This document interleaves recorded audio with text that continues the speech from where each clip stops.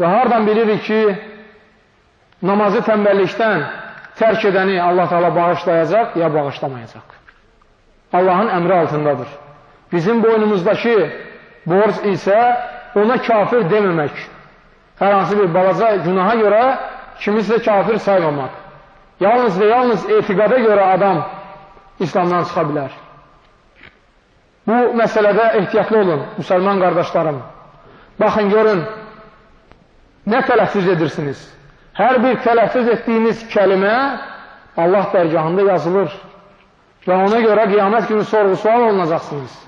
Allah Teala deyir ki, mə yəlfizu min qavlin illə lədeyhi raqibun atid. Dilindən nə çıxırsa, hansı kəliməni tələffüz edirsənsə, Allah dərgahında o kəlimə yazılır. Və bir kəlimə səni cənnətə daxil edə bilər, həmçinin bir kəlimə də səni cəhənnəmə ata bilər.